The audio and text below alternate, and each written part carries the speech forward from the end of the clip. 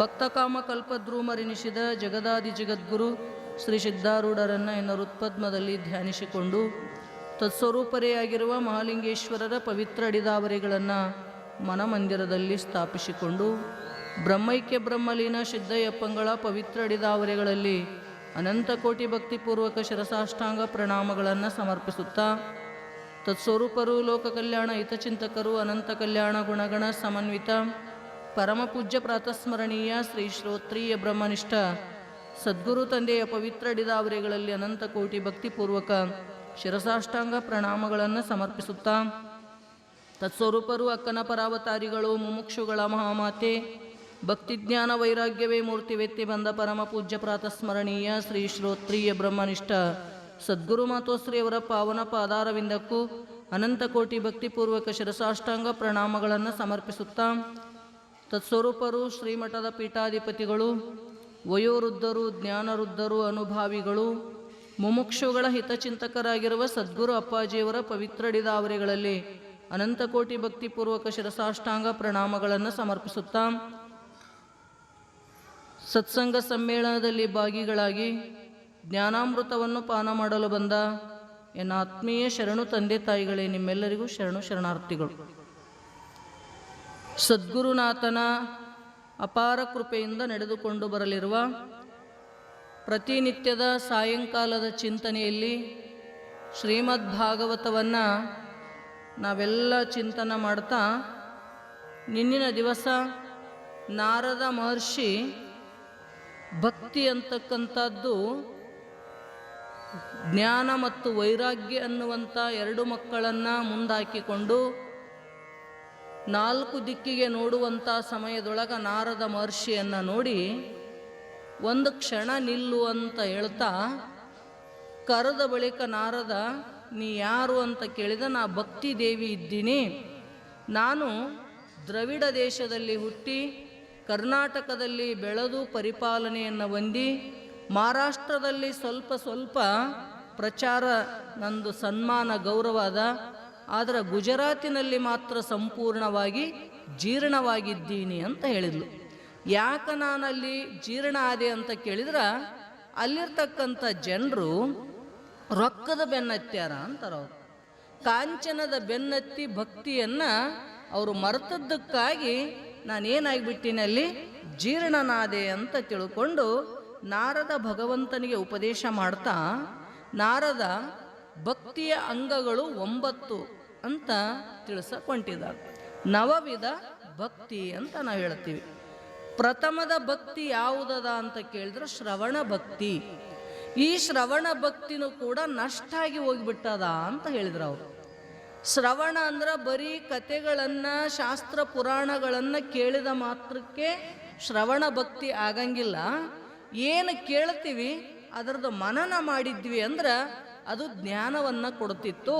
ಆದ್ರೆ ನಾವು ಅದನ್ನು ಮತ್ತೆ ಚಿಂತನೆ ಮಾಡಲಾರ್ದಕ್ಕೆ ಆ ಶ್ರವಣ ಭಕ್ತಿನೂ ಕೂಡ ಹಾಳಾಯಿತು ಅಂತ ತಿಳ್ಕೊಂಡು ಎರಡನೇ ಭಕ್ತಿ ಕೀರ್ತನ ಭಕ್ತಿ ಅದಿಲ್ರಿ, ಅದನ್ನು ಕೂಡ ಏನಾಗ್ಯದಂತಳ ಅಂತನ ನಾರದ ನಷ್ಟ ಆಯಿತು ಅಂತ ಹೇಳಿದ್ರು ಅವರು.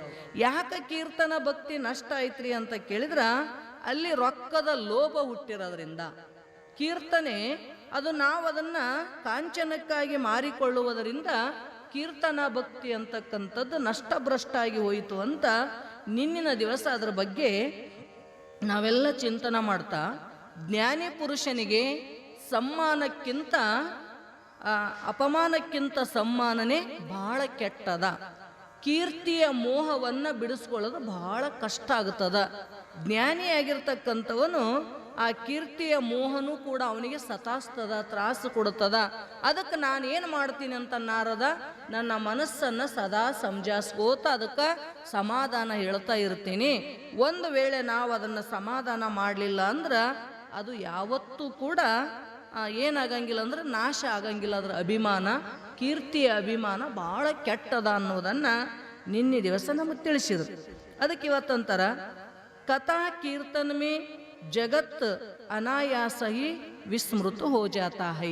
ನೋಡ್ರಿ, ಕಥೆಗಳನ್ನು ನಾವು ಕೇಳೋದ್ರಿಂದ, ಕೀರ್ತನೆಯನ್ನು ಕೇಳ್ತಾ ಕೇಳ್ತಾ ಪ್ರಪಂಚವನ್ನೇ ಮರೆತೋಗಿಬಿಡ್ತದ ಮನಸ್ಸ ಅಂತಾರೆ ಅವರು. ನೋಡ್ರಿ ನೀವು, ಕೀರ್ತನದೊಳಗ ಎಷ್ಟೋ ಮಂದಿ ಮೈ ಮರಿತಿದ್ರು. ಹಿಂದಕ್ಕೆ ಕೀರ್ತನ ಜಾಸ್ತಿ ಇರ್ತಿತ್ತು. ಈಗೂ ಮಹಾರಾಷ್ಟ್ರದೊಳಗೆ ಕೀರ್ತನಕಾರರು ಭಾಳ ಮಂದಿ ಅದಾರ. ಆ ಕೀರ್ತನೆಯನ್ನ ಮಾಡ್ತಕ್ಕಂಥ ಆ ಭಕ್ತಿಯ ಆವೇಶದೊಳಗ ತಮ್ಮನ್ನೇ ತಾವು ಮರೆತು ಕುಣಿತಕ್ಕಂಥವ್ರನ್ನ ಎಷ್ಟೋ ನೋಡ್ತಿದ್ದೀವಿ ನಾವು. ಅಕ್ಕಲಕೋಟದ ಶರಣಪ್ಪ ಕೀರ್ತನೆ ಮಾಡಕತ್ತಿದ, ಸಿದ್ಧಾರೂಢಪ್ಪನ ವರ್ಣನೆ ಮಾಡಕತ್ತಿದ ಅಂದ್ರ ಸಿದ್ಧಾರೂಢರು ಸಹಿತ ತನ್ಮಯಾಗಿ ಕೇಳ್ತಿದ್ರಂತ, ಕುಲು ನಗುತ್ತಿದ್ರು. ಎಷ್ಟೋ ಪಂಡಿತರು ಬಂದು ತಮ್ಮ ಪಾಂಡಿತ್ಯವನ್ನ ಪ್ರದರ್ಶನ ಮಾಡ್ಕೋತಿದ್ರಂತ ಸಿದ್ಧಾರೂಢಪ್ಪನ ಸನ್ನಿಧಿಯೊಳಗ. ಸುಮ್ಮ ಕುಂದಿರ್ತಿದ್ರು ಸಿದ್ಧಾರೂಢರು. ಯಾವಾಗ ಅಕ್ಕಲಕೋಟದ ಶರಣಪ್ಪ ಕೀರ್ತನೆ ಪ್ರಾರಂಭ ಮಾಡಿದ ಅಂದ್ರ ಮೈಯೆಲ್ಲ ಕಣ್ಣಾಗಿ ಎಚ್ಚರದಿಂದ ಕೇಳ್ತಾ ನಗುತ್ತಿದ್ರಂತ.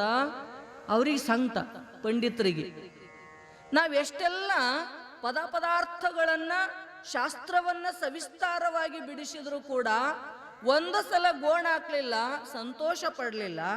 ಆದ್ರೆ ಇವ ಏನ್ ಹೇಳ್ತಾನ, ಆದ್ರ ಪ್ರೀತಿಯಿಂದ ಕೇಳ್ತಾರಲ್ಲ ಅಂದ್ರೆ ಸಿದ್ಧಾರೂಢರು ಅವನ ಭಾವನಾತ್ಮಕವಾಗಿರ್ತಕ್ಕಂಥ ಆ ಕೀರ್ತನ ಎಲ್ಲರನ್ನ ಮೈ ಮರೆಸ್ತಿತ್ತು. ಅಂತೆ ದೇಶದಾದ್ಯಂತ ಸಂಚಾರವನ್ನ ಮಾಡಿ ಸಿದ್ಧಾರೂಢಪ್ಪನ ಕೀರ್ತಿ ಯಾರಾದ್ರೂ ಪ್ರಚಾರ ಮಾಡಿದ್ರು ಅಂದ್ರ ಅವ್ರ ಅಕ್ಕಲಕೋಟದ ಶರಣಪ್ಪ. ತಿಳಿತಿಲ್ರಿ?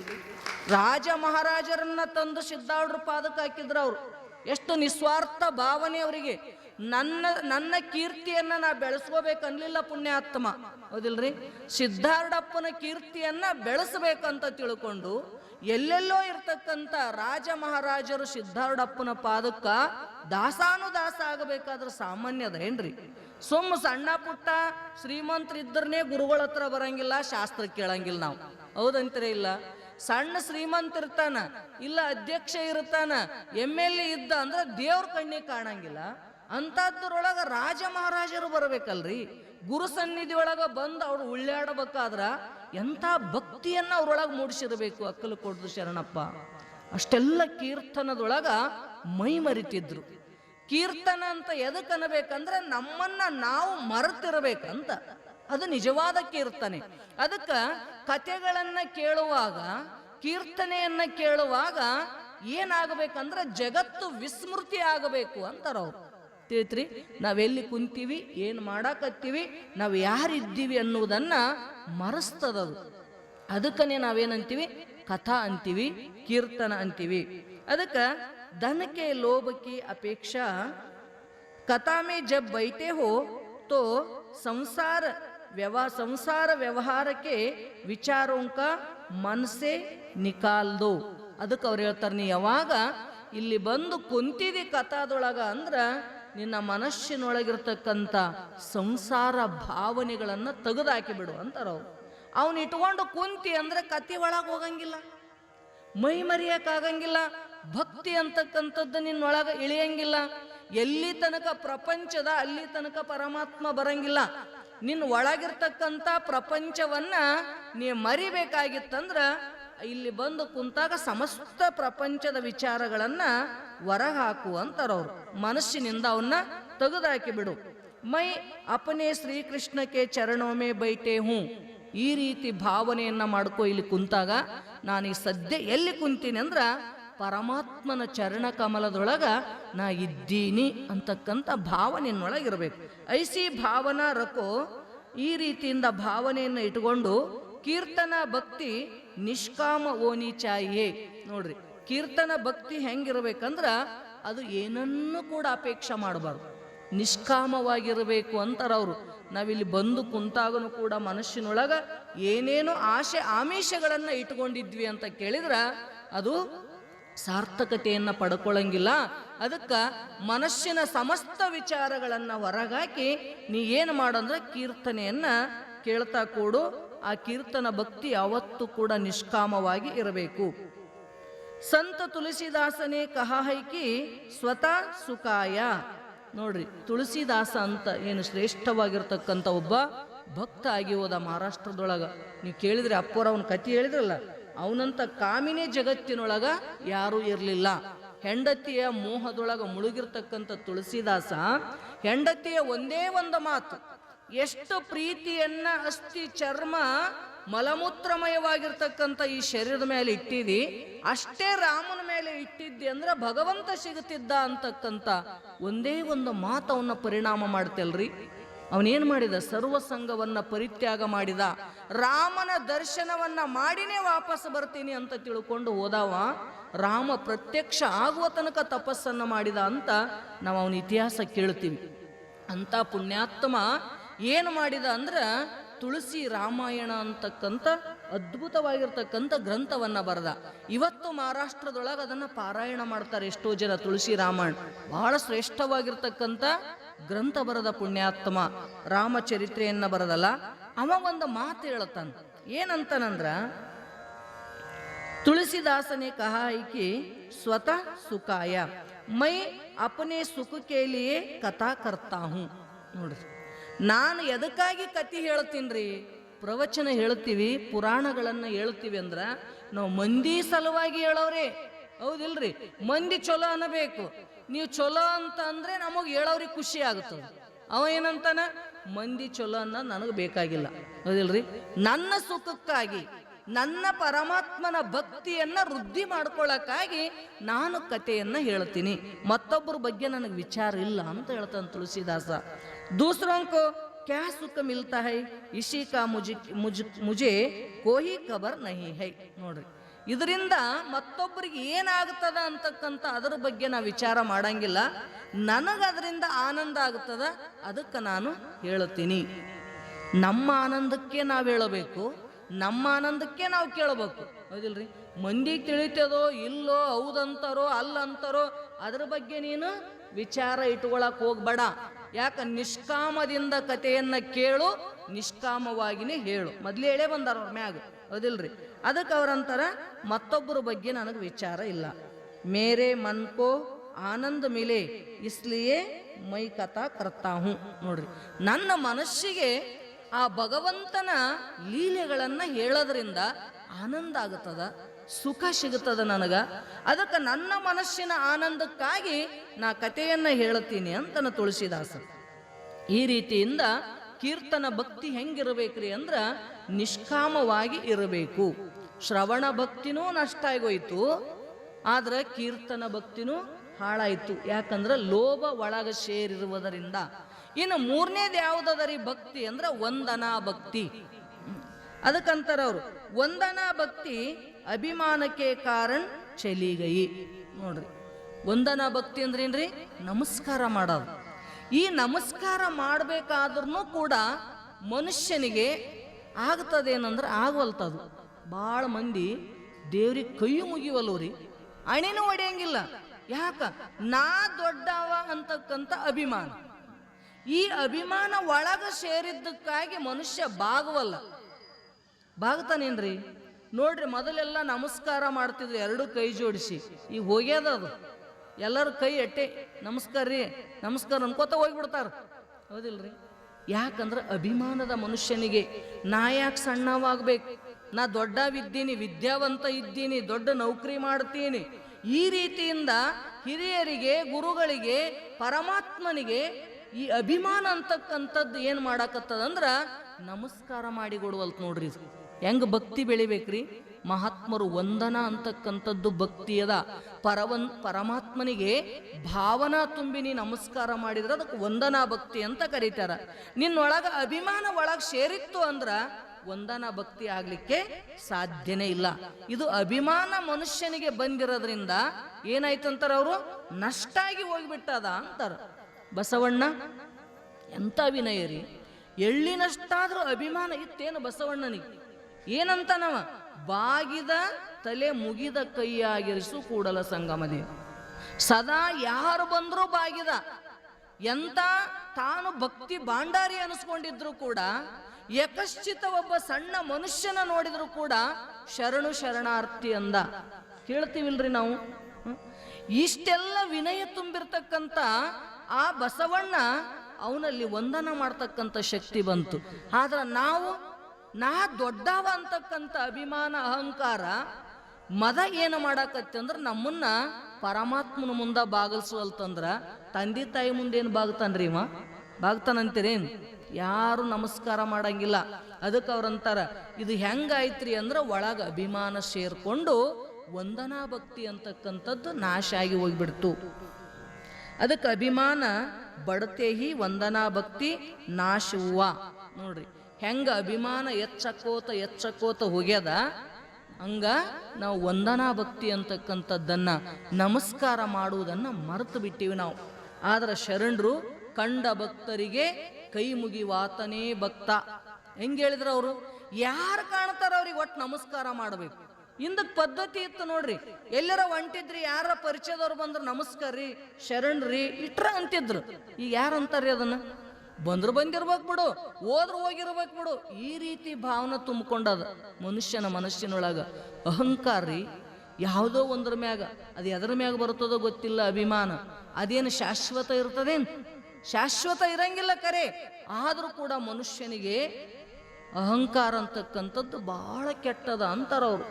ಅದಕ್ಕೆ ಮಾ ಕುರು ಧನ ಜನ ಯೌವನ ಗರ್ವಂ ಹರತಿ ನಿಮೇಶಾತ್ ಕಾಲ ಸರ್ವಂ ಮಾಯಾಮಯಮಿದ ಮಕಿಲಂ ಬುದ್ಧ್ವ ಬ್ರಹ್ಮ ಪದಂ ತ್ವಾ ಪ್ರವಿಶವಿದಿತ್ವ ಭಜ ಗೋವಿಂದಂ ಗೋವಿಂದಂ ಭಜ ಮೂಢಮತೆ. ಶಂಕರಾಚಾರ್ಯ ಅಂತಾರಪ್ಪ, ನೀನು ಅಭಿಮಾನ ಮಾಡ್ತಾ ಭಕ್ತಿಯಿಂದ ಚ್ಯುತನಾಗಕತ್ತೀಯಲ್ಲ, ಇದು ನಿನಗೆ ಯೋಗ್ಯ ಇಲ್ಲ ಅಂತಾರವ್ರು. ಮಾಡಬೇಡ ಅಭಿಮಾನ. ಎದಕ್ಕೆ ಮಾಡ್ತಿದಿ? ಎದ್ರ ಮ್ಯಾಗ ಮಾಡ್ತಿದಿ? ಮಾ ಕುರು ಮಾಡಬೇಡ. ಧನ ಜನ ಯೌವನ ಗರ್ವಂ. ನೋಡ್ರಿ ಇಷ್ಟ್ರ ಮ್ಯಾಗ ಗರ್ವ ಮಾಡ್ತಾನಿವ. ಜನದ ಬಲ ಅದ ನನಗ ಅಂತಾನ.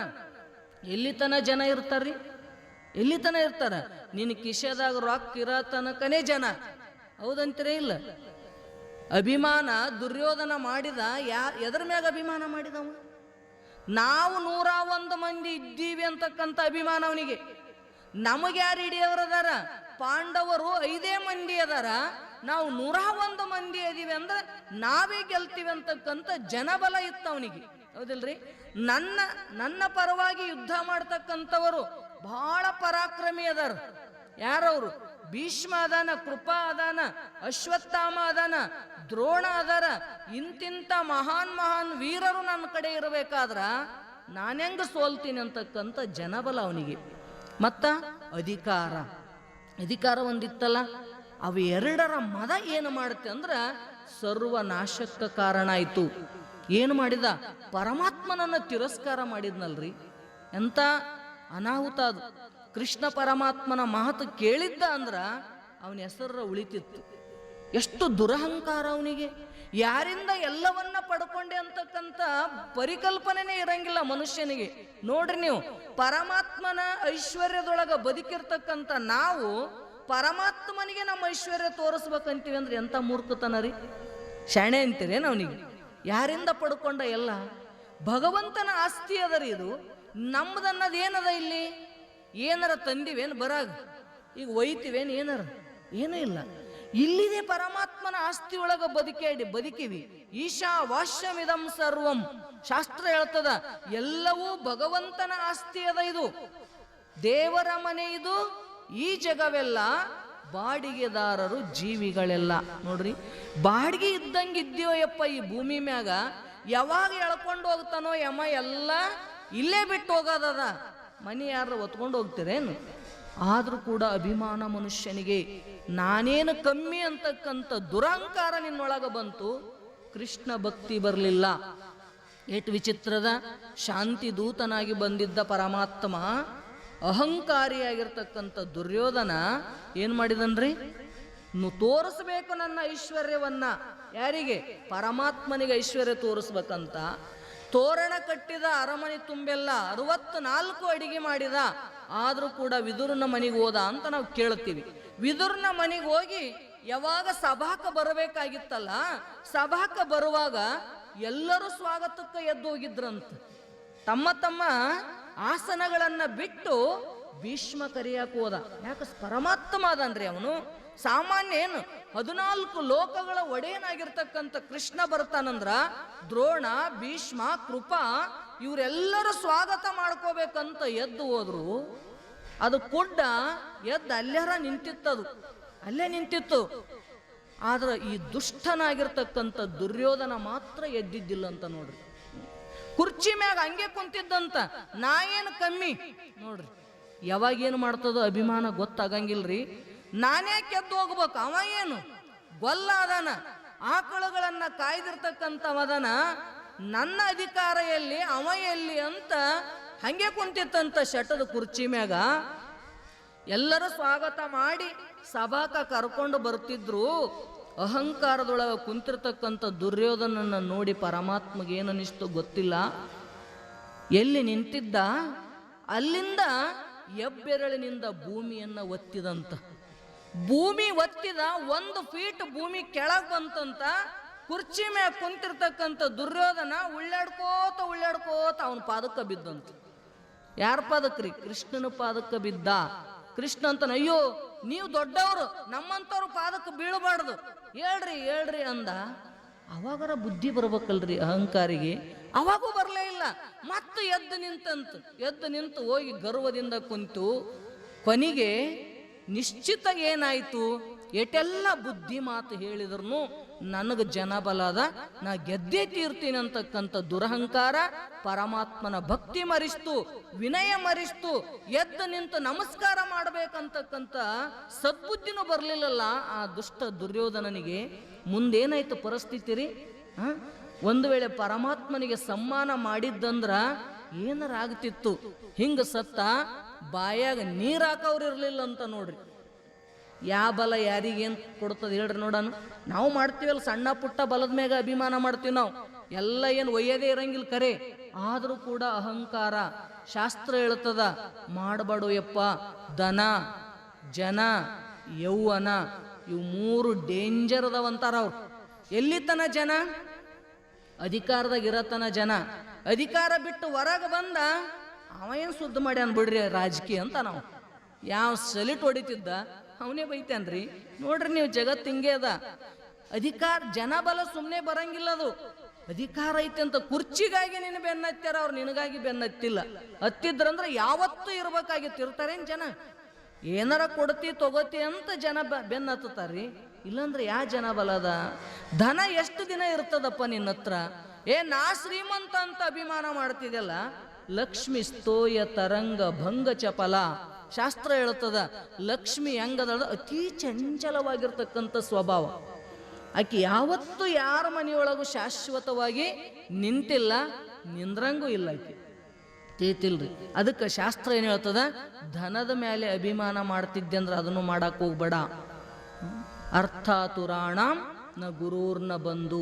ಶಾಸ್ತ್ರ ಹೇಳ್ತದ ಯಾವನಿಗೆ ಬಹಳ ರೊಕ್ಕದ ಮ್ಯಾಗ ಅಭಿಮಾನ ಅಹಂಕಾರ ಇತ್ತು ಅಂದ್ರ ಅವನಿಗೆ ಗುರುಗಳು ಕಣ್ಣಿಗೆ ಕಾಣಂಗಿಲ್ಲ. ಗಳಿಸ್ಬೇಕಂದ ಮನುಷ್ಯ ಗುರುಗಳಿಗೆ ನಮಸ್ಕಾರ ಮಾಡಂಗಿಲ್ಲ, ಬಂಧು ಬಾಂಧವರನ್ನ ನೋಡಂಗಿಲ್ಲ. ಏನಕ್ಕೇನ ಪ್ರಕಾರದಿಂದ ಸಂಪತ್ತು ಗಳಿಸ್ಬೇಕಂತಕ್ಕಂಥ ಆತುರದೊಳಗಿರ್ತಾನಲ್ಲ. ಅದಕ್ಕೆ ಶಾಸ್ತ್ರ ಹೇಳುತ್ತದ ಧನನೂ ಕೂಡ ನಿನಗೆ ಶಾಶ್ವತ ಅಲ್ಲ. ಯೌವನ, ಎಷ್ಟೋ ಮಂದಿ ಶಕ್ತಿ ಅದ ನನ್ನ ಹತ್ರ ಅಂತ ತಿಳ್ಕೊಂಡು ಮತ್ತೊಬ್ಬರನ್ನ ಒಡದಿ ಬಡದಿ ತ್ರಾಸು ಕೊಟ್ಟೆಲ್ಲ. ಎಲ್ಲಿ ತನ ಇರ್ತದದು ಯೌವನ? ಮುಪ್ಪು ಅಂತಕ್ಕಂಥದ್ದು ಮುಂದೆ ಅದ, ಹೌದಿಲ್ರಿ? ಮುಪ್ಪು ಬರುತ್ತದೆ, ಯೌವನ ಶಾಶ್ವತ ಅಲ್ಲ. ಇವು ಯಾವುದ್ರ ಬಗ್ಗೆ ನೀನು ಅಭಿಮಾನ ಮಾಡಕ್ ಹೋಗ್ಬೇಡಪ್ಪ.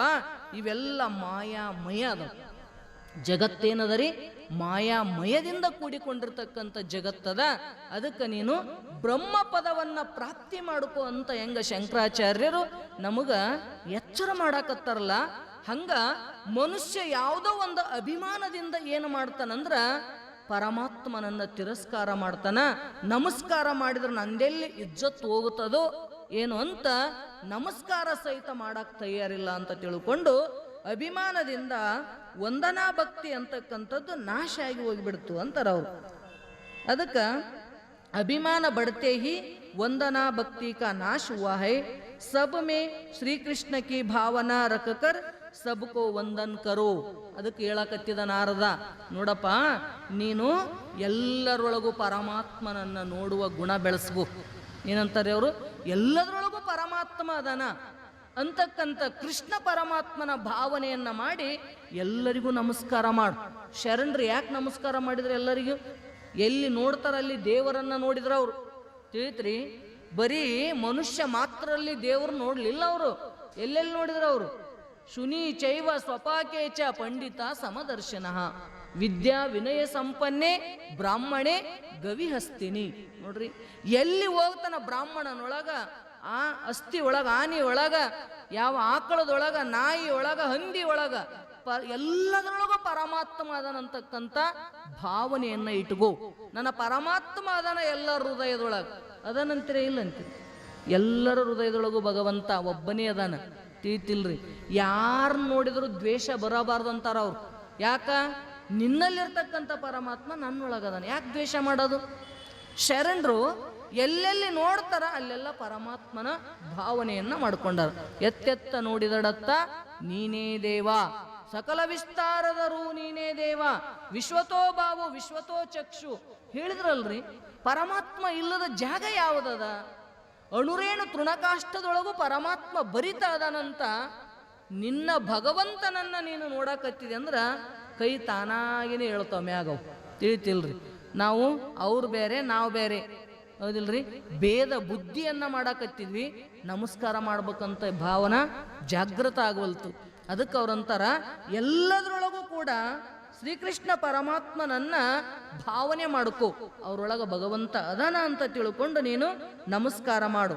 ಒಂದನ್ ಕರ್ನೇಸೆ ವಿರೋಧನಷ್ಟು ಓತಾಹೈ. ಯಾಕೆ ನಮಸ್ಕಾರ ಮಾಡ್ಬೇಕ್ರಿ ಅಂದ್ರ ನಮ್ಮೊಳಗಿರ್ತಕ್ಕಂಥ ವಿರೋಧ ಭಾವ, ವೈರ ಭಾವ ಇದು ನಾಶ ಆಗಬೇಕಾಗಿತ್ತಂದ್ರ ನೀ ನಮಸ್ಕಾರವನ್ನ ಮಾಡ್ತಾ ಇರಬೇಕಾಗ್ತದ ಅಂತ ಹೇಳ್ತಾರೆ. ಭಕ್ತಿ ಭಕ್ತ ನರಸಿಂಹನೇ ಭಕ್ತ ಕಾ ಲಕ್ಷಣ್ ಬತಾತೆ ಹುಯೇ ಕಹಾ ಹೈ ಕಿ ಸಕಲ ಲೋಕಮೇ ಸಬುಕೋ ಒಂದೇ. ಅದಕ್ಕೆ ಅವ್ರು ಹೇಳ್ತಾರ ಭಕ್ತ ನರಸಿಂಹ ಭಕ್ತನ ಲಕ್ಷಣವನ್ನ ಹೇಳ್ತಾನ.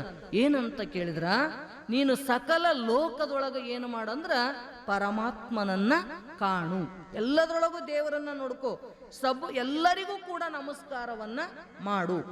ಸಬಕ ಸಕಲ ಲೋಕಮೇ ಸಬುಕೋ ಒಂದೇ ವಹಿ ಸಚ್ಚಾ ವೈಷ್ಣವ ಹೈ. ಎಲ್ಲದರೊಳಗೂ ದೇವರನ್ನ ನೋಡ್ತಕ್ಕಂಥ ಭಾವ ಯಾವ ಮನುಷ್ಯನಿಗೆ ಬರುತ್ತದ ಅವನಿಗೆ ನಾವೇನಂತ ಕರಿತೀವ್ರಿ? ವೈಷ್ಣವ ಭಕ್ತ ಅಂತ ಕರಿತೀವಿ.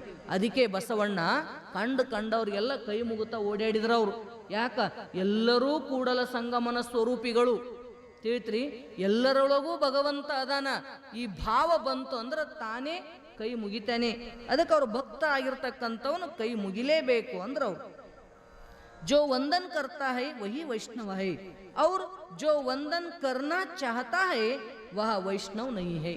ನೋಡ್ರಿ, ಯಾವನು ನಮಸ್ಕಾರ ಮಾಡ್ತಾನ ಅವ ವೈಷ್ಣವ.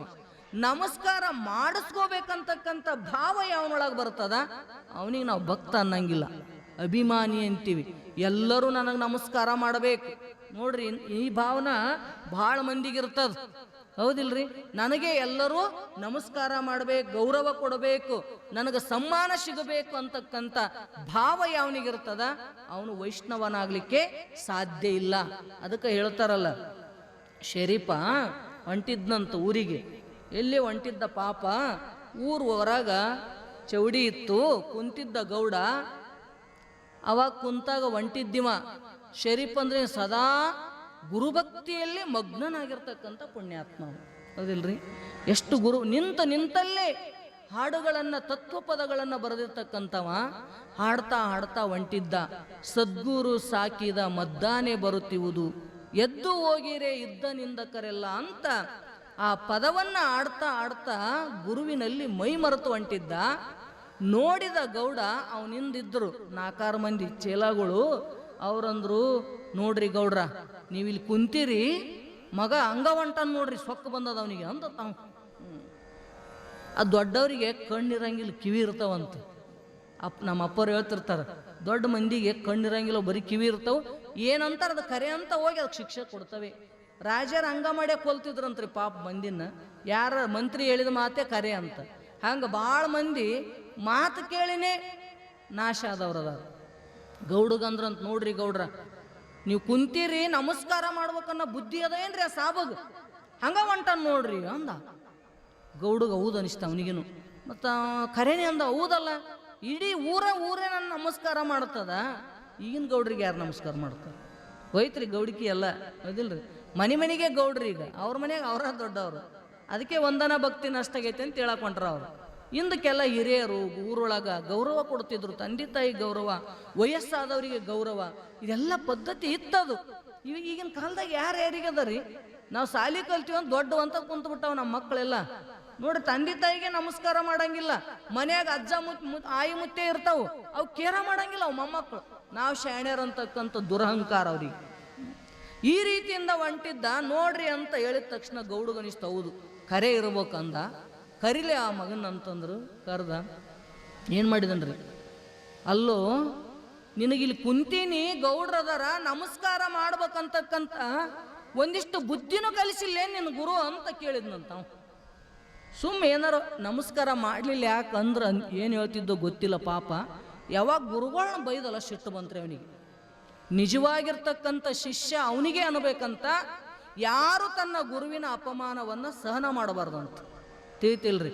ನಿನ್ನ ಮುಂದೆ ಗುರುಗಳನ್ನ ಅಪಮಾನ ಮಾಡ್ತಿದ್ರೆ ಅವನು ಕೊಂದ್ರು ಪಾಪ ಬರಂಗಿಲ್ಲ ಅಂತದ ಶಾಸ್ತ್ರ. ಶಿಷ್ಯ ಗುರುವಿನ ಅಪಮಾನ ಸಹನ ಮಾಡಬಾರ್ದು, ಭಕ್ತ ಭಗವಂತನ ಅಪಮಾನ ಸಹನ ಮಾಡಬಾರ್ದು, ಗಂಡ ಹೆಂಡತಿ ಅಪಮಾನ ಸಹನ ಮಾಡಬಾರ್ದು, ಹೆಂಡತಿ ಗಂಡನ ಅಪಮಾನ ಸಹನ ಮಾಡಬಾರ್ದು. ತಿಳಿತಿಲ್ರಿ? ಯಾರ ಗಂಡದೇನ ಬೈಯಕತ್ತಿರ ಬೈರಿ ಇನ್ನೊಂದಿಟ್ಟು ಅಂದ್ರಿ ಅಂದ್ರ ಹೆಂಡತಿ ಅಲ್ಲ ಅಂತ. ನೀವು ಎಲ್ಲರ ಮುಂದೆ ಹೆಂಡತಿ ಅಪಮಾನ ಮಾಡ್ತಿದ್ರು, ಹಂಗೆ ಕುಂತಿತ್ತಂದ್ರ ಅದಕ್ಕೆ ಗಂಡ ಅನ್ಬೇಕ್ರಿ? ವಿರೋಧನೆ ಮಾಡ್ಲಿಲ್ಲ. 4 ಮಂದಿ ಬೈಯಾಕತ್ತಾರ ಮನ್ಯಾಗ ಅಂದ್ರ ಕೇಳಿದ್ರೆ ಕೇಳ್ಬೇಕಲ್ಲ, ಯಾಕ ಏನಂತ ವಿಚಾರ ಮಾಡ್ಲಿ ಅಂದ್ರೆ ಅವನಿಗೆ ಯಾಕೆ ಅನ್ಬೇಕು ಗಂಡ? ಹೌದಾ? ಭಕ್ತ ಅದನ, ಭಗವಂತನ ನಿಂದ ಮಾಡಾಕತ್ತಾರ, ಸಹನ ಮಾಡ್ಕೋತ ಹಂಗೆ ಕುಂತ್ರ ನೀನು ಭಕ್ತ ಆಗ್ಲಿಕ್ಕೆ ಸಾಧ್ಯ ಇಲ್ಲ. ಗುರುವಿನ ಅಪಮಾನ ಆಗಕತ್ತಲ್ಲ, ಅವನಿಗೆ ಸಹನ ಆಗ್ಲಿಲ್ಲ ನೋಡ್ರಿ ಶರೀಫಿಗೆ. ಅವಂದ ಸುಮ್ಮ ನಮಸ್ಕಾರ ಮಾಡಂದ್ರೆ ಮಾಡಿ ಹೋಗಿದ್ದೆ. ಯಾವಾಗ ನೀನು ಗುರು ಕಲಿಸಿಲ್ಲೇನೋ ಅಂತಿ ಅಂದ್ರ, ನಿನ್ನಂತ ದುರಹಂಕಾರಿ ಗೌಡಿಗೆ ಎಂದು ಕೈ ಮುಗಿ ಅಂತ ನನ್ನ ಗುರು ಕಲಿಸಿಲ್ಲ ಅಂತಂತ. ಕಲಿಸಿಲ್ಲ ಅದನ್ನ ಅಂದ. ಸಿಟ್ಟು ಬಂತು ಅವನಿಗೆ. ಅಹಂಕಾರಿ ಅಂತಾನಲ್ಲ ಅಂತ ಒದ್ದ. ಮುಂದೆ ಪರಿಸ್ಥಿತಿ ಏನಾತ್ರಿ? ಅಲ್ಲೇ ಹುಳ ಕಡಿತು. ಯಾವ ಕಾಲಿಂದ ಒದ್ದಿದ್ದ ಅದಕ್ಕೆ ಕಡಿತು ಹುಳ.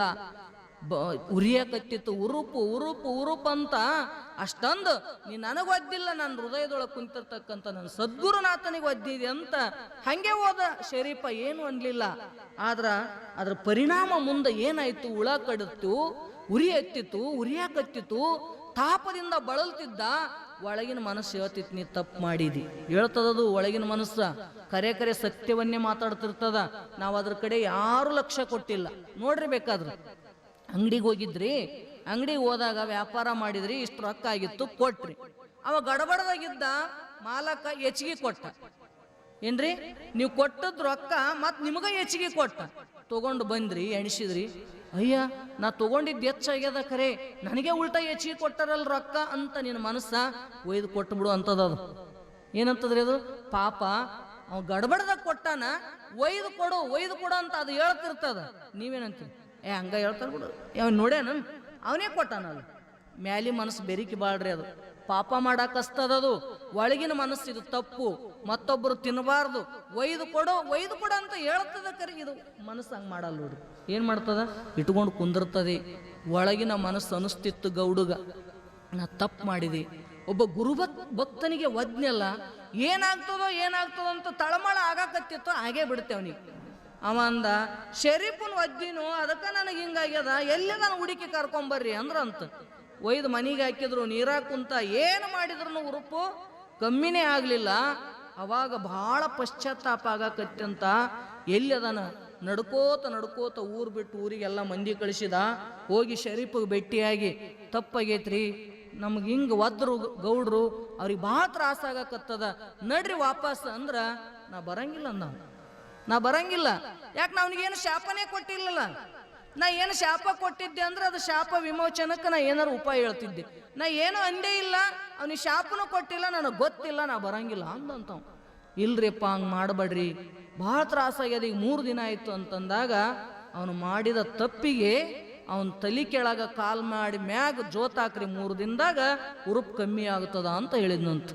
ಅವಾಗ ತಲೆ ಕೆಳಗ ಮಾಡಿ ಮ್ಯಾಲೆ ಕಾಲ್ ಮಾಡಿ ಕಟ್ಟಿದಾಗ ಇಳ್ಕೋತ ಬಂತಂತ ಉರುಪು, ಮೈ ಉರಿಯೋದು. ಹೇಳೋ ತಾತ್ಪರ್ಯ, ಮನುಷ್ಯ ಮತ್ತೊಬ್ಬರ ಕಡೆಯಿಂದ ನಮಸ್ಕಾರ ಮಾಡಿಸ್ಕೋಬೇಕಂತನಲ್ಲ, ಇವನಿಗೆ ಭಕ್ತ ಅಂತ ಕರೀಲಿಲ್ಲ ಅವರು. ಯಾರು ಎಲ್ಲ ಕಂಡವರಿಗೆಲ್ಲ ನಮಸ್ಕಾರ ಮಾಡ್ತಕ್ಕಂಥ ಭಾವ ಬರ್ತಿತ್ತಂದ್ರ ಅವನು ನಿಜವಾಗಿರ್ತಕ್ಕಂಥ ಭಕ್ತ. ನೀನು ಮತ್ತೊಬ್ಬರಿಂದ ಸಮ್ಮಾನ ತಗೋಬೇಕಂದ್ರೆ ಅಹಂಕಾರಿ ಆಗ್ತಿ. ಅದಕ್ಕೆ ಅವ್ರು ಹೇಳ್ತಾರ, ಸಮ್ಮಾನ ಮಾಡಿಸ್ಕೊಳ್ತಕ್ಕಂಥವನು ವೈಷ್ಣವ ಭಕ್ತ ಆಗ್ಲಿಕ್ಕೆ ಸಾಧ್ಯ ಇಲ್ಲ. ಮನ್ಕೆ ಭೀತರ್ ಜಬ್ ತಕ್ ಅಹಂಭಾವ रहेगा तब तक ಭಕ್ತಿ ಕಿ ವೃದ್ಧಿ ನಹಿ ಹೋಗಿ. ನೋಡ್ರಿ, ಎಲ್ಲಿ ತನಕ ಮನಸ್ಸಿನೊಳಗ ಅಹಂಭಾವ ಇರ್ತದ, ನಾನು ಅಂತಕ್ಕಂಥ ಅಹಂಕಾರ ಇರ್ತದ, ಅಲ್ಲಿ ತನಕ ನಿನಗೆ ಭಕ್ತಿ ಅನ್ನುವುದು ಹುಟ್ಟಾಕ ಸಾಧ್ಯನೇ ಇಲ್ಲ. ಭಕ್ತಿ ಅಷ್ಟು ಸುಲಭವಾಗಿ ಅದು ನಮ್ಮ ಹೃದಯದೊಳಗೆ ಹುಟ್ಟಂಗಿಲ್ಲ ಅಂತ ತಿಳ್ಕೊಂಡನೇ ಮಹಾತ್ಮರು ನೀ ಸದಾ ವಂದನೆ ಮಾಡುವುದನ್ನ ಕಲ್ಕೋ ಅಂತ ಹೇಳ್ತಾರವ್ರು. ಆಜ್ ಕಲ್ ತೋ ಲೋಗ್ ದೇಹಕ್ಕೆ ಬಹುತ್ ಪೂಜಾ ಕರ್ತೆ ಹೈ ಹೇಳ್ಬಿಟ್ರ ಅವ್ರು. ಇವತ್ತ ನಾಳೆ ಜನ ಎದಕ್ಕೆ ಬೆನ್ನತ್ಯಾರಪ್ಪ ಅಂತ ಕೇಳಿದ್ರ, ಬರೀ ಶರೀರವನ್ನ ಸದೃಢವಾಗಿಡಬೇಕು, ಶರೀರವನ್ನ ಸುಂದರ ಮಾಡಬೇಕು ಅಂತ ತಿಳ್ಕೊಂಡು ದೇಹಕ್ಕಾಗಿ ಬಡದಾಡಕತ್ತದ ಜಗತ್ತು. ಬರೀ ದೇಹದ್ದೇ ಪೂಜೆ ನಡೆದದ ಅಂತಾರ ಅವ್ರು. ಪರಮಾತ್ಮನ ಪೂಜೆ ಇಲ್ಲ. ठाकुर जी का सेवा के लिए पूजा के लिए अब उनको समय नहीं मिलता है. ನೋಡ್ರಿ, ಬರೀ ಶರೀರದ ಚಾಕ್ರಿ ಮಾಡ್ಕೋತ ಕುಂತೀವಿ ನಾವು. ಪರಮಾತ್ಮನ ಪೂಜಾ ಮಾಡ್ರಿ, ಅರ್ಚನಾ ಭಕ್ತಿ. ಇದು ಮೂರನೇದು ಯಾವ್ದ್ರಿ? ಅರ್ಚನಾ ಭಕ್ತಿ ಅಂತಕ್ಕಂಥದ್ದು ನಷ್ಟ ಆಗಿ ಹೋಗ್ಯದ ಅಂತಾರ ಅವ್ರು. ಯಾಕೆ ನಷ್ಟ ಆಯ್ತಂದ್ರ, ಎಲ್ಲರೂ ಶರೀರ ಸುಖಕ್ಕಾಗಿನೇ ಬಡದಾಡಕತ್ತಿದ್ರೆ ವಿನಃ ಪರಮಾತ್ಮನ ಪೂಜಾ ಮಾಡ್ರಿ ಅಂದ್ರೆ ಏನಂತೀರಿ? ನಮಗೆಲ್ಲದ್ರಿ ಟೈಮು, ಮುಂಜಾನೆದ್ದು ಅಡಿಗೆ ಮಾಡ್ಬೇಕು ಅಂತೀರಿ? ಇಲ್ಲ, ಮುಂಜಾನೆದ್ದು ಅಡಿಗೆ ಮಾಡ್ಬೇಕು, ಮತ್ತು ಮಕ್ಕಳು ಸಾಲಿ ಕಳಿಸ್ಬೇಕು, ಬುತ್ತಿ ಕಟ್ಟಬೇಕು, ಏಟ್ ಹೈರಾಣ ಅದರಿ ನಮ್ದು. ನಿಮಗೇನು ಗೊತ್ತು, ನಿಮ್ಗೆ ಉದ್ಯೋಗ ಇಲ್ಲ ಮಾಡ್ತೀರಿ ಅಂತೀರಿ ನೀವು. ಹೌದ್ರಿ? ದೇವ್ರ ಪೂಜೆಗೆ ಟೈಮ್ ಇಲ್ಲ. ಅದೇ ಎಲ್ಲಾರ ಹೋಗೋದು ಬಂತಂದು ತಾಸುಗಟ್ಲೆ ಕನ್ನಡಿ ಮುಂದೆ ನಿಂತ್ಕೊಂಡು ಮಾಡ್ಕೋತಿರಲ್ಲ ಶರೀರದ ಸುಂದರತೆ, ಅದಕ್ಕೆ ಟೈಮ್ ಸಿಕ್ಕೈತೇನು ಅಂತ ಕೇಳ್ತಾರ ಅವರು. ಹೌದಿಲ್ರಿ? ಶರೀರ ನೀ ಏಟು ಮಾಡಿದ್ರು ಹೆಂಗಿರ್ಬೇಕು ಹಂಗ ಇರ್ತದ. ಹೌದಿಲ್ರಿ? ಏಟು ತೊಳೆದ್ರೆ ಏನಾಗದ ಅದು. ಆದ್ರೆ ಪರಮಾತ್ಮನ ಪೂಜೆ ಮಾಡಪ್ಪ ಅಂದ್ರೆ ಟೈಮ್ ಇಲ್ಲ. ಒಬ್ಬೊಬ್ರು ಜಗಲಿ ನೋಡ್ಬೇಕ್ರಿ, ಹೋಗಿರ್ತೀವಿ ನಾವು, ಊರೂರು ಅಡ್ಡಾಡ್ತೀವಿ ಅಂತ ಎಲ್ಲ ಗೊತ್ತಾಕೈತಿ ಯಾರ್ಯಾರು ಹೆಂಗಿರ್ತಾರಂತ. ಜಗಲಿ ಮ್ಯಾಗಿನ ದೇವರು ಅವು ನೋಡ್ಬಾರ್ದ್ರೆ ಅವ್ಕೆ ಮೂಗ ಇರಂಗಿಲ್ಲ.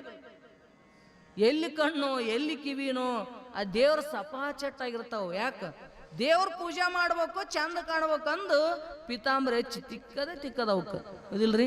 ತಿಕ್ತರೆ ಇಲ್ಲಿ ಏನು ತಿಕ್ತೀರಿ? ಪಿತಾಂಬರಿ ಎಷ್ಟು ತಿಕ್ತೀರಿ? ಸಣ್ಣ ಕೂಸುಗಳು ಇರ್ತಾವ ನಿಮ್ಮ ಮನೆ ಮಕ್ಕಳು, ಅವು ಕಚ್ಚಿ ತೊಳಿರಿ ನೋಡೋಣ ಹೆಂಗಾಕೈತಿ. ತೊಳೆದ್ರಿ ಏನು? ಹೌದ್ರಿ?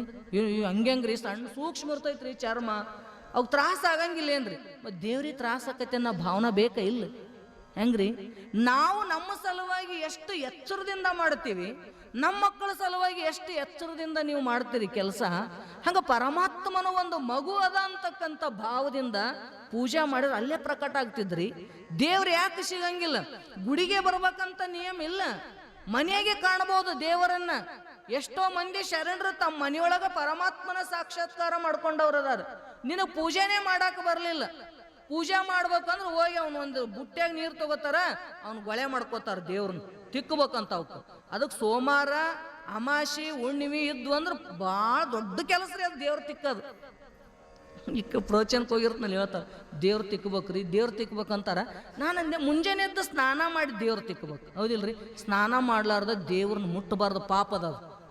ಒಮ್ಮೆ ಸ್ನಾನ ಮಾಡಿ ಏನು ಒಳಗೋಗಿ ಪೂಜೆ ಮಾಡಿ ಬಂದು ಮರುದಿನ ಸ್ನಾನ ಮಾಡಿನೇ ದೇವ್ರು ಮುಟ್ಟಬೇಕಂತ ಶಾಸ್ತ್ರ ಹೇಳ್ತದ. ನೀವೇನು ಮಾಡ್ತೀರಿ? ನಾಳೆ ಅಮಾಸಿ ಜಲ್ದಿ ಆಗಂಗಿಲ್ಲ, ಮುಂಜಾನೆ ಅಡಿಗೆ ಮಾಡೋದಿರ್ತದಂತ ಅವಕ್ಕೆಲ್ಲ ರಾತ್ರಿನೇ ತೊಳೆಯೋದ್ರಿ. ಪಿತಾಂಬರಿ ಹೆಚ್ಚಿ ತಿಕ್ಕಿ ತೊಳೆದು ಒರೆಸಿಟ್ಟು ಮುಂಜಾನೆ ಪೂಜೆ ಮಾಡೋದು ಪೂಜೆ ಅಂತಾರೇನು ಅದಕ್ಕೆ? ಎಷ್ಟು ವಿಚಿತ್ರದಲ್ಲ ಜನರಿಗೆ. ಸಮಯ ಇಲ್ಲ, ಪೂಜೆಗೆ ಸಮಯ ಇಲ್ಲ, ಶರೀರಕ್ಕೆ ಅದಕ್ಕೆ ಅದ್ರ ಅದನ್ನ ಬಳ್ಕೊಳಕ್ ಸಮಯ ಸಿಕ್ಕದ ಇಲ್ಲ. ಕೇಳ್ತಾರ ಮಹಾತ್ಮರು. ವಂದನ ಅರ್ಚನಾ ಭಕ್ತಿ ಅಂದ್ರೆ ಭಗವಂತನ ಒಂದಿಟ್ಟು ಪೂಜೆ ಪ್ರೀತಿಯಿಂದ ಅವನು ಒಂದು ದೇವ್ರು ತಗೊಂಡು ತೊಳೆದು ಒರೆಸಿ ವಿಭೂತಿ ಹಚ್ಚೋದಿಲ್ಲ. ಎದ್ದಿದ್ರನ ಇಟ್ರನ ಜಗಲಿ ಮ್ಯಾಗ, ಅದಕ್ಕೇನು ಒರೆಸೋದಿಲ್ಲ, ಏನಿಲ್ಲ. ವಿಭೂತಿ ಬಡದ್ರನ ಪೂಜೆ ಆಯ್ತಾ? ಅದಿಲ್ರಿ? ಅವಕ್ಕೆ ಹುಡುಗರಿಗೆ ಹೇಳ್ತಾರೆ ತಮಗಾಗಂಗಿಲ್ಲಲ್ಲ, ಅವು ಸಾಲಿಗೆ ಹೋಗ್ಬೇಕಂತ ಅವಕ್ಕೆ ಟೈಮ್ ಆಗೈತೆ ಅಂತ ಅವು ಬಡ್ದಾಡ್ತಿರ್ತಾವು. ಬಾ ಕುಂದ್ರು ಪೂಜೆ ಮಾಡಿದ್ರೆ ಊಟಕ್ಕೆ ಕೊಡ್ತು ನೋಡಂತಾರ. ಅವು ಹೆಂಗ್ ಮಾಡೋದಪ್ಪ ಅಂತ ಅವು ಬಡ ಎದ್ದೆದ್ದಿಟ್ಟು ಅದು ಪೂಜೆ ಆಯ್ತು. ಒಂದು 5 ನಿಮಿಷ 10 ನಿಮಿಷ ದೇವರಿಗಾಗಿ ಸಮಯ ಇಲ್ಲ ಅಂದ್ರೆ ಮತ್ತೆ ಎದಕ್ಕೆ ಕೊಡ್ತಿದ್ಯಪ್ಪ? ಮಹಾತ್ಮರು ಕೂಡಲ ಸಂಗಮ ದೇವನ ಒಲಿಸ ಬಂದ ಪ್ರಸಾದಕಾಯ ಕೆಡಿಸಲಾಗದಂತ ಬಸವಣ್ಣ ಹೇಳ್ತಾನ. ದೇವ್ರ ಸಲುವಾಗಿ ಬಂದದಂತ ಅವ್ರಂತಾರ, ದೇವ್ರ ಕೆಲಸಕ್ಕೆ ಟೈಮ್ ಇಲ್ಲ ಅಂತ ನಾವಂತೀವಿ. ನಾವು ಭಕ್ತರಾಗಕ್ಕೆ ಸಾಧ್ಯ ಅದ ಏನು? ಅದಕ್ಕೆ ಅವ್ರಂತಾರ, ಇವತ್ತಿನ ಜನ ಎಲ್ಲ ದೇಹಕ್ಕಾಗಿನೇ ಪೂಜೆ ಮಾಡಕತ್ತಿರ, ದೇಹದ ಪೂಜೆನೇ ನಡೆದದ. ಆದ್ರೆ ಠಾಕೂರ್ ಜಿ ಕೆ ಸೇವಾ ಕೇಲಿಯೇ ಪೂಜಾ ಕೇಲಿಯೇ अब उनका समय नहीं मिलता है. टाइम ಸಿಗವಲ್ತ ಅವರಿಗೆ. ದೇಹ ಪೂಜಾ ಬಡಿ ಕಿ ದೇವ ಪೂಜಾ ಗೈ. ನೋಡ್ರಿ, ದೇಹದ ಪೂಜೆ ಹೆಚ್ಚಾಗ್ಯದ, ದೇವ್ರ ಪೂಜೆನೇ ಕಡಿಮೆ ಆಗಿ ಹೋಗಿಬಿಟ್ಟದ ಅಂತಾರ ಅವರು.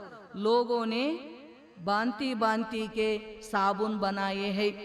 ಇವತ್ತಿನ ಕಾಲದಾಗ ನಾನಾ ರೀತಿ ನೋಡ್ರಿ, ನೀವು ಸ್ನಾನ ಮಾಡಾಕ ಎಷ್ಟು ಸಾಬೂನ್ ಅದಾವ್ರಿ? ಒಂದ ಎರಡು ಅವ್ ಲೆಕ್ಕ ಇಲ್ದಟ್ಟು ಸಾಬೂನುಗಳನ್ನ ತಯಾರು ಮಾಡ್ಯಾರ.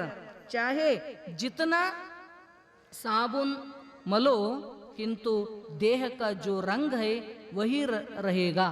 ಅವ್ರು ಹೇಳ್ತಾರೆ, ಏಟ್ ಬೇಕಾದಷ್ಟು ಸಾಬೂನ್ ಹಚ್ಚು, ಭಾರಿ ಭಾರಿ ಸಾಬೂನ್ ಹಚ್ಚಿ ತೊಳೆದ್ರೂ ಅದು ಹೆಂಗಿರ್ಬೇಕ ಹಂಗ ಇರ್ತದ. ಅದು ಮುಂಜಾನೆ ತೊಳೆದ ಮಧ್ಯಾಹ್ನ ಹೊಲಸಾಗೇ ಇರ್ತದ. ಏಟ್ ಮಾಡಿದ್ರ ನೋಡ್ರಿ ನೀವು.